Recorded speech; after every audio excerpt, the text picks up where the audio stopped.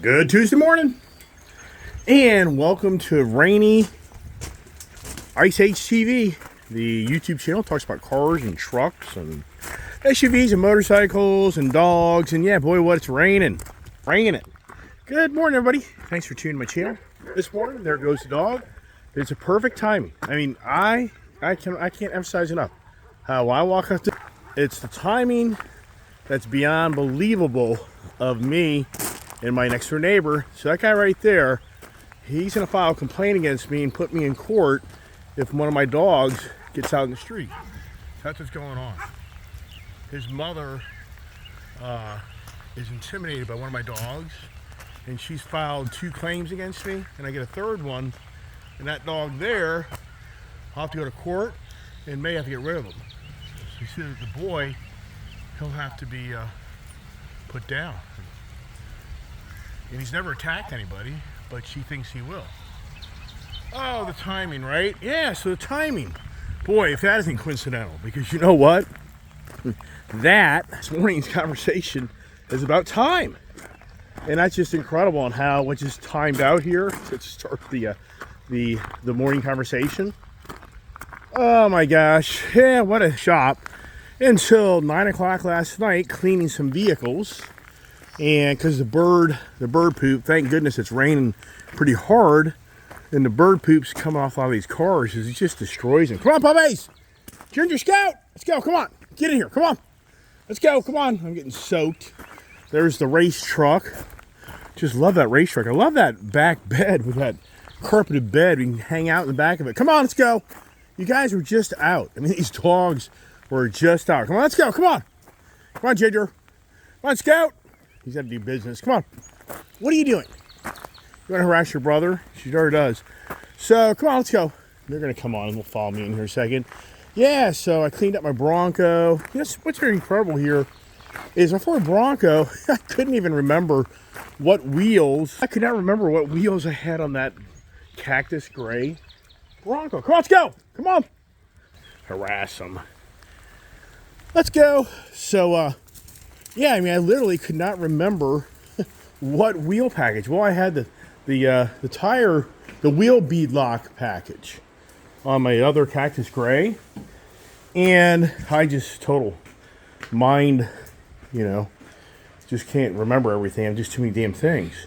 So on this Ford Bronco Black package, it's a different wheel package. Actually, it's not as expensive a wheel because it's not the wheel lock, tire bead lock, where it makes it so you can deflate your tires real far down, and the tire won't come off when you're back trailing to get better footprint what you're doing, so the tire doesn't roll off the wheel. You usually have a trim ring that'll make it so it's called a bead lock, so the bead doesn't pop off your tire. Well, I couldn't remember that, but something I got to think about yesterday when I was cleaning this vehicle was the fact that I think the reason this black vehicle looks so really, I think, just cleaner and nicer is because the black fender flares just mold in with the paint versus the other Raptors. I'm talking about the Ford Bronco Raptor, not the regular Broncos, because they have these big, borderline ugly fender flares. So I think the black actually does a better job. I'll tell you what, I'm trying to put my barn door opener over here, and just too much. So I just think that the black Bronco, darker colored vehicle makes those fender flares kind of transition with the vehicle better. Time. It's always about time, and that was what my theme is this morning. Is we live in a society that's all revolves around time, and it's interesting to me that Bernie Sanders is pushing now for the European flair or the French flair of 32-hour work weeks. So, he feels like your time being spent at work have more time spent at home. So, it's a Bernie idea. And as an individual, yeah, sure, that's great. Don't get me wrong. Yeah, that's great if you can spend more time at home and more time with your family and whatever. But at the same time, it's kind of like, boy, when you run a small business, especially retail business, I just don't know how you're going to manage that. But the biggest thing I think about on that is for the person that's shorted 8 hours a week in pay, are they going to be happy with that? I think most people in lower stature jobs are already struggling to pay the bills as it is. So, I mean, how would that work? So I just think to myself, all right, Bernie. Now, to me, I think Bernie's a pothead. I don't know. I mean, it just seems like these ideas that he comes up with, and, you know, it's the socialist type of governing bodies and world he wants. Why don't these people just move to Venezuela? I mean, I don't understand. I don't know why people here that are so really heck bent trying to transform this country into a different, you know, style of capitalism to socialism. Why don't they just move to a socialist, you know, country? I mean, you know, I mean, it's so interesting that people leave their other countries and come here because it's a capitalist society to have an opportunity to make money. Those people leave their socialists, you know, or the regimes or whatever it may be to come here. So why wouldn't the people that don't like the capitalist society, like AOC and the list goes on and on and on, and Bernie Sanders, why don't they just move to Venezuela? I mean, why wouldn't they do that? I mean, what's wrong with that? They then are happy because they're living in a society that they're promoting. Yeah, it makes too much sense, right? So, well, they wouldn't make any money over there. That's the real deal, because people would reject their stupid ideas that they're living under as it is, right? So anyway, so time. Yeah, I just see myself time. I was thinking about the Dodge Demon 170 edition, and I'm thinking to myself, it's just hard when you see that I even misstated when I first talked about that car, the 1.66, you know, 0 to 60 in 1.66 seconds. I mean, that's insane. I mean, it's supposedly a sub 9 car, high 8s, 150 mile an hour plus car. I mean, wow. But you know, if you really read, you know, that's like beyond perfect conditions. Incredibly talented driver. So there's just so many variables there that, you know, you say to yourself, yeah, sure, the avid track guy, I'm sure that person will get something probably better than that because they'll mod the car, no doubt in my mind. I mean, it's going to be pretty crazy to see where that thing starts to go once they start to hit the streets. Guys, you know, doing 7s. Wow.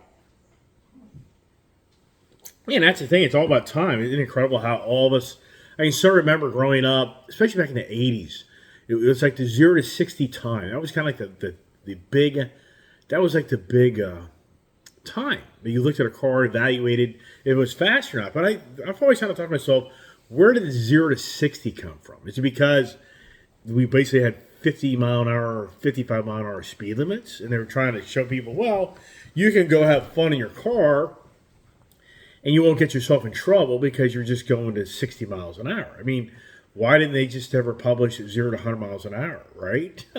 Because we know where that would go. Everybody would be trying to prove that they can beat the Motor Trend or Car and Drive or Road and Track, whatever magazine journalist, editor, you know, car enthusiast that drove the car that said, yeah, I just drove my Hellcat and it did 0 to 100, you know, in 8 or 7 seconds or 6 seconds or whatever it may be. And now you have so many people going out and trying to duplicate that.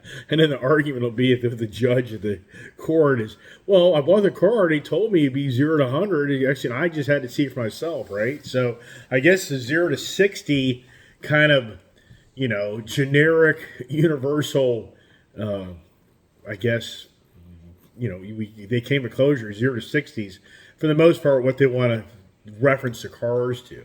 And yeah, they show the 100 mile, the eighth, or I should say the quarter mile, stuff like that. But it's all about that time. And then for me growing up, I mean, we were talking 7, 8 second cars. Yeah, if you had in the 80s, if you got a car that got 0 to 60 in 7 seconds, you know, you were pretty fast person. Which now today, you know, big SUVs and trucks can get the 0 to 60 is good or better than that than your car. And yeah, so in time, yeah, it's always about the time.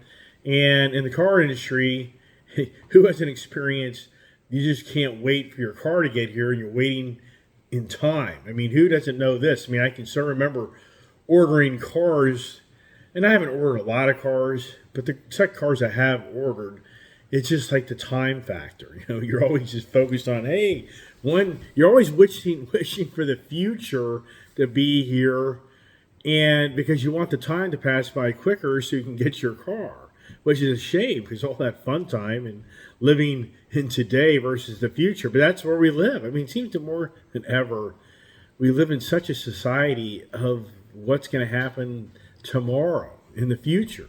And that's something that I read in a lot of information here this past evening was about the EPA, the guidelines of the EPA wanting to pass a new EPA 2027 mandates that are going to be incredibly strict tailpipe emission guidelines.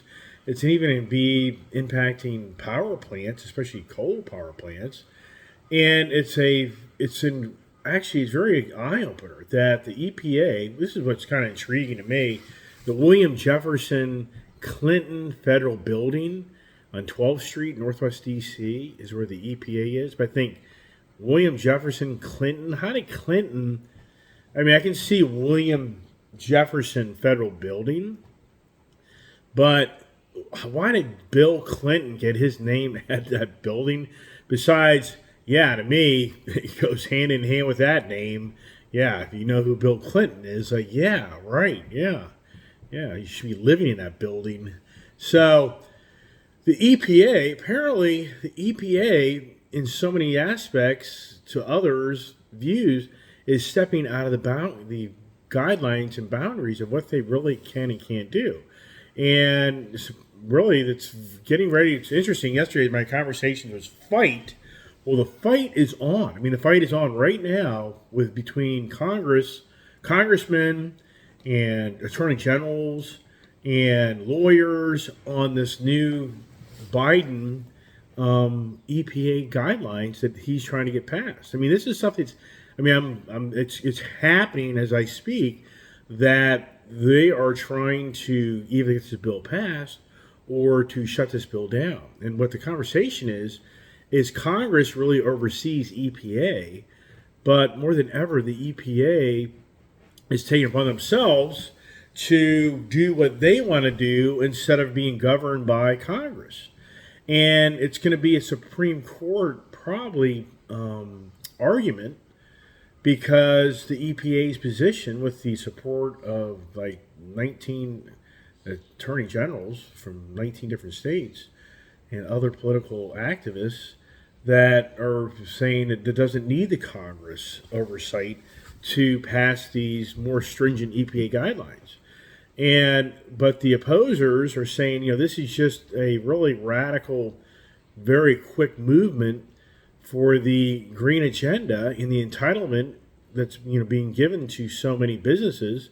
They're being paid these Inflation Reduction Act monies, tax subsidized monies, which I've talked about numerous times, to really expedite the EV green agenda, very stringent guidelines in this country of what's you can and can't do with cars and manufacturing and electrical power. It's all about the solar, the wind, the renewable energies. So it really is intriguing to me to read about how the EPA really is taking it upon themselves to write these green agenda laws and start to enforce them into companies, but yet the governing bodies of our country, the Congress, isn't supporting this. And that's where the Supreme Court's going to have to, weigh in on, is the EPA really stepping out of bounds of their, what they can or can't do. So it's a very important time, because if the EPA can get these guidelines passed, it's going to be radical, quicker change than most who even realize. And what the argument is that it's pushing this EV agenda, which so many are saying the general American people aren't buying into it, and the general American people are getting sick and tired of the governing bodies telling them how to live their life. They don't want to hear it.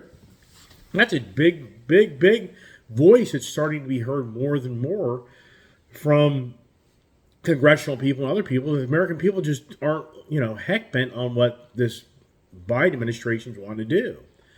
And then it talks about how the EV, market is for the rich. It's for the average purchase of an EV vehicle. The average person makes double the median income of the individual who can afford to even buy these. So the argument, they're expensive vehicles. They're the wealth vehicle. They are for the people that just use them to commute back and forth to short distances. And it's not their primary vehicle per se. And so, the argument once again is that the EPA is trying to force radical change on the American people, and American people don't want this radical change. But yet you have a governing body under Joe Biden that is trying to get this bill passed within a timely manner. And that's what I'm talking about in time. That we're witnessing now more than ever, the radical green agenda advancements are happening in a timely manner more than ever. Can anybody remember an administration that's taken over the powers of the country of seeing this radical of change in this short period of time? I mean, you can go through so many things that we're witnessing that, they go off topic from the car conversations. And that's what I thought to myself this morning was, is anybody here sitting here around just thinking, when is the time of change going to come? I mean, sincerely. And keep in mind that this city administration's whole running platform was Build Back Better, and that change would be for the better under their administration. So, so I just see myself, I think a lot of people right now are hoping in time we have change and roll back a lot of this just really, in so many ways, very radical, incredibly radical movement that we're witnessing in so many aspects of our country. Just, wow. Yeah, so I think of myself about, over the years and time, how the vehicles have changed. If you just look at our time, in fact, here's something to think about. The NOAA, what is it? The National Oceanographic Atmospheric Administration. They're showing that over time, since keeping time records since 1800s, that the average temperature this past year for this area was one of the warmest northeast mid-Atlantic areas that they've recorded so far. Apparently, we are an average of 1.8 degrees warmer than it's ever been recorded. That we've had a mild winter, but on other parts of the country, and there were some cold spells, the coldest that they'd recorded. But overall, the whole point that NOAA is making is that the climate change is here. I read years ago that in time, this area that I live in is going to be like Florida one day. So they're saying like 100 years, whatever the time frame was, but they're basically saying that where the climate change and the dynamics of the Mother Earth is changing, that this area I live in will borderline be somewhat like Florida. I don't know. It's just everybody knows. It's all about the time.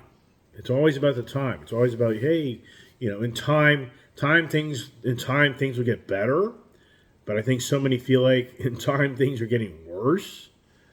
And for us, people that have been buying these cars and wanting cars, you just look at the time threshold that we have just witnessed. I mean, for me, anybody else here? I mean, sincerely, just in the last 3 years, the time frame of the car market, and I mean, it just seems to me that we've seen such a radical change in time in the car industry from the pandemic-related challenges that just totally flipped the whole car industry upside down, where it was just pre-pandemic. You would go to a car dealer and they would discount vehicles and they would negotiate whatever they could to get you to buy a car. to we witnessed this time frame be so lucky to be able to buy the car. The car is very expensive. We're going to charge you a bloody fortune for it and be lucky to take it because the next guy's going to take it if you don't take it. Wow. And are we going to go back in time to the pre-pandemic car automotive business model? I mean, I talked about it yesterday. Jim Farley, his business plan a year ago was to do the Elon Musk type of business where it's just customer order only inventory for the dealerships. Yeah, how much time did it take for that idea to be thrown and kicked out the window, right? They're talking about this environmental new guidelines, and the critics are talking about how for Ford, they took a $2.1 billion loss in the E division. They're taking an average of like $66,000 loss per EV vehicle they sell. But the argument would be, which I get all that, is that, yeah, well, they're in the initial stages of building a business model, and you ask Elon Musk, and for all the losses that he took, he'll say it takes time for any EV maker to eventually cross the bridge and start making profits. We're talking about time. What's it? Lord's Motors, is that the name of the electric truck vehicle that's competing with like the Rivian? Yeah, it's just a matter of time of what plays out with those guys.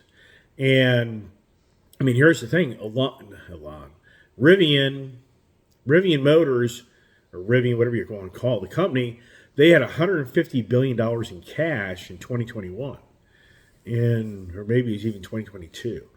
2023, they have like $12 billion in cash because Ford pulled out of their whole market last year. And that was one of their huge losses on their books from pulling out of Rivian, their money. So, anyways, the whole point is it's a time threshold now that does Rivian and Lord's Motors and other electric startup companies, do they have enough time in their hands to survive? And that's what this environmental new more stringent guidelines bill is all about. It's going to really force the people changing to electric vehicles because the manufacturers aren't going to be able to bring ICE vehicles at this tailpipe emissions.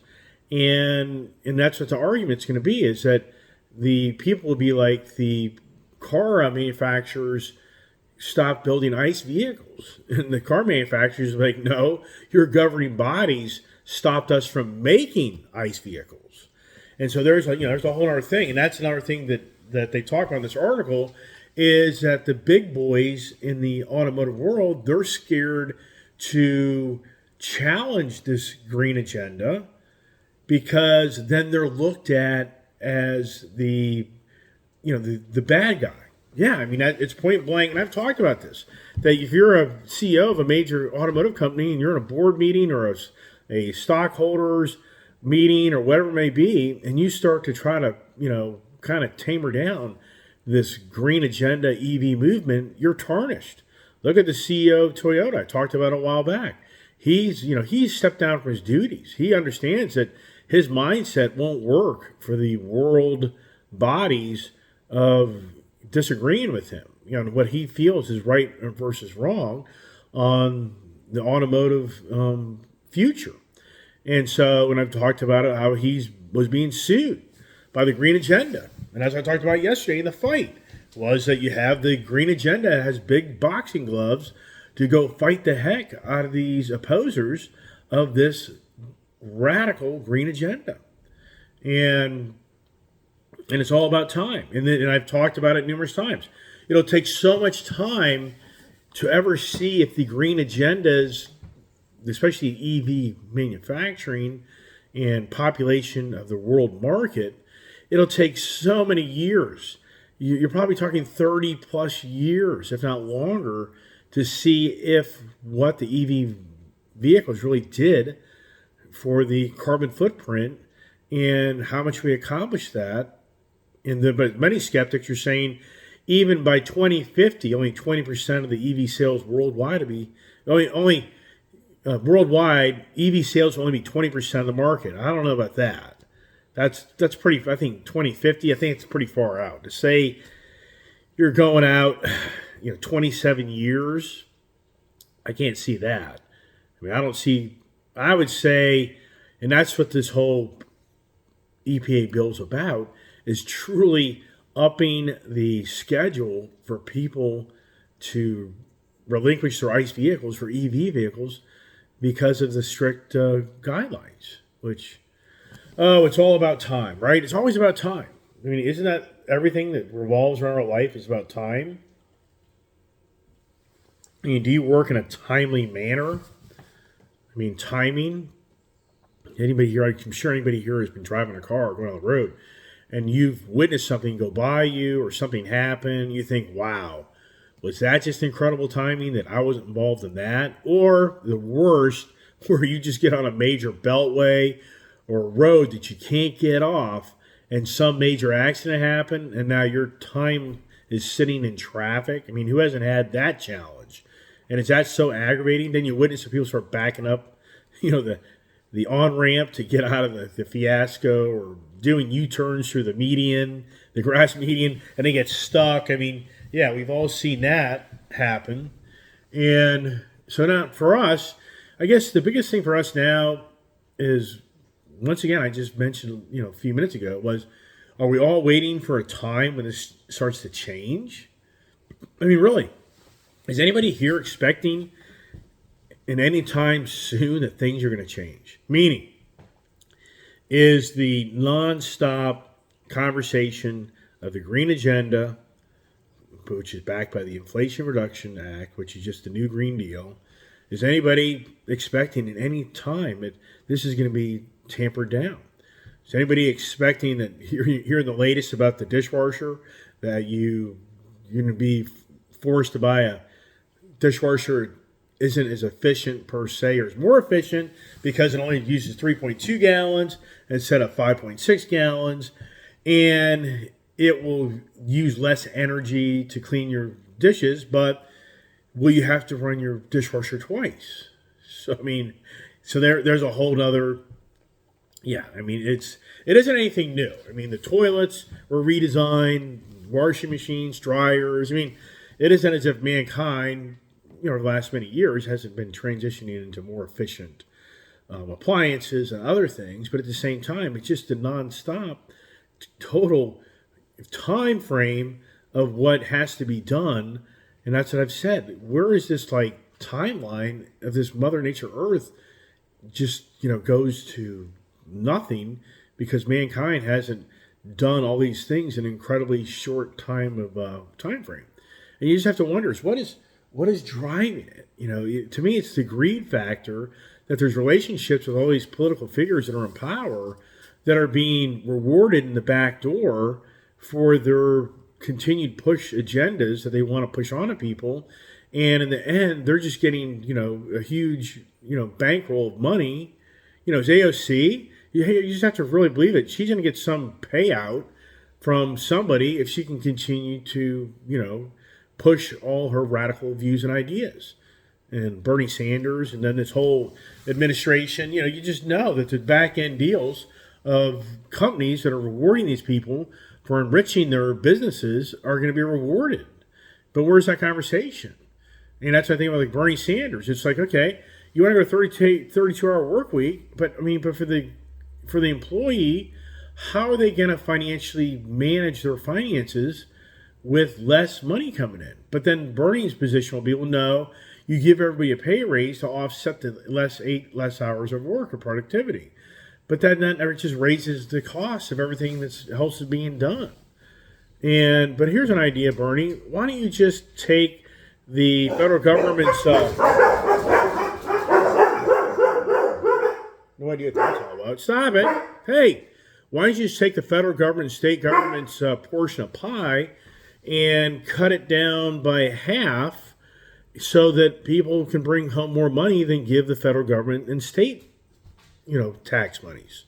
And then have local jurisdictions, sales taxes be cut in half, and metro taxes, and take the gasoline tax away. I mean, why don't we start focusing on the government giving back to the working citizens, and that they have to take they cut back on their incomes that are brought in to reward those people who actually work to generate the incomes for the government. Where is that conversation? Instead the conversation Bernie Sanders will be, he'll go attack companies and small businesses to raise their pays and cut back their hours to satisfy its agendas. Well, okay. So to satisfy the small business agendas and to take the tax liabilities away, let's go to your side, and you got to start, cutting back on what you collect, and you have to sacrifice things to make your side work. Oh, how much traction is that going to get, right? I mean, how much time are you going to spend on trying to argue with the bigger powers to be on getting that movement? I mean, wow, right? But the media machine will, in so many ways, twist it so that you're the radical person and versus the governing body is the better person. As we have a ceiling debt that they're now negotiating on how to manage the country's debts to continue to let the country continue to build debt and service its debt. And if you're watching the media machine, it's all about one party attacking another party, and one party claims that the cuts and everything else are going to do such incredible harm to this and that. And it's just incredible. You just watch all this stuff and you just think, but there's so many crazy things going on in time right now, in real time right now, like of what's you're claiming is going to be cut out of the ceiling debt to make more sense. And you just read these articles and you just think, but the current times of monies that are going to these current policies isn't working efficiently anyways. So, but you're saying that if more is cut out of it, it's even worse. But yet, if you give more back into it, it's going to get better. But we're not witnessing this in our time. And now, here we're in California. I've talked about it many times. The reparations is gaining traction.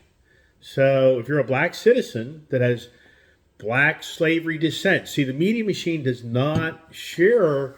It's very vague. They say black people in California are to get paid reparations. Correct if you're a slave. If you're slave, you have to have slavery descendants. You have to have ancestry, I should say. You should have slavery ancestry in your bloodline to qualify for California's proposed $1.8 million. It's $1.8 million that they're kind of starting to get narrowed down per black person that has slavery ancestry. And for the other black people, I don't know. It sounds to me like, I guess you don't get those monies. But also, it's in that legislature's, the bill they're trying to create to get this passed in California is the guaranteed income. So that's where it's kind of confusing. Does that then go to the black community in general? Are they talking now where it's kind of a bill that's going to pay $1.8 million to the slave people, but then if you're not a slave but you're black and you have proof of residence in California and other things, you're going to get the guaranteed stay-at-home income. So I don't know. That's kind of, there's where I lose that language, but that language is in that bill, is for the people to be given, paid to stay home. Wow. I mean, there's a lot of language in that bill. If anybody, and then there's criticism that's saying that the panel that's supposed to come to closure and it's making sense is supposed to be a diversified ethnic group, and apparently the ethnic group is basically, I think, all black and one Asian. So there's critics calling out saying that it's a very so, and then the other thing is for California is, who's paying for this? How's it going to be paid back to these individuals? And then you have the Japanese that feel like they, there's so many, the handouts. I mean, so for me, wow. And it's just going to take time to see if this plays out. I mean, I would have to say, does it play out? Does it play out? I think it's a July I think it's a July hearing in final bill to be in assembly. And wow. And if that's passed, wow. And it's just going to take time to see how that kind of starts to play out in California. But is that Gavin Newsom's ticket to the White House? Even though they want to use Joe Biden, because Joe Biden knows how to make it all work for the party that he represents. But it just takes time. So yeah, we're in the time factor. What was the movie? Back to the Future. And what was it? Michael J. Fox. Apparently, what does he have? Does he have Parkinson's disease? I think that they've made some major breakthrough, I think, on trying to control Parkinson's disease. I think I read that last week. I remember that was one of Michael J. Fox's ultimate goal, is if he could somehow help others. And I could be wrong with the. I mean, there's just too much information. But I'm pretty sure it's Parkinson's disease, and he was just so focused on trying to help others not have to go through what he's going through. And with all the technology that's out there and science and everything, I think that they maybe have figured something out. Maybe, hopefully, they have. Michael J. Fox. But you know what's very interesting with Michael J. Fox? People don't maybe know, and I read about him. He was a major alcoholic. He was a major drinker. So he used to just drink himself to oblivion. So you have to ask yourself in so many ways, so many years of you just doing so much, to your physical body. At some point, what plays out as you get older in life. And we all know. I mean, what you do to your body, at some point it starts to play out in time. It just takes time. That's the thing. It doesn't happen overnight. It's all about time. Everybody, I'm out of time. And I'm sure you're probably out of time listening to me talk. I get it. Appreciate everybody watching my channel. Thanks for the nice remarks and support. And hope everybody has a great day. It's a rainy day here. And that's why yesterday it's like, yeah, I'm going to clean all the cars up so it'll rain. And hey, did I make that happen? Am I like the Indians who used to do the rain dance? I do the car rain dance, or the car clean dance. All right, everybody, thanks for watching. God bless. Stay safe. Stay tuned. Have a great day.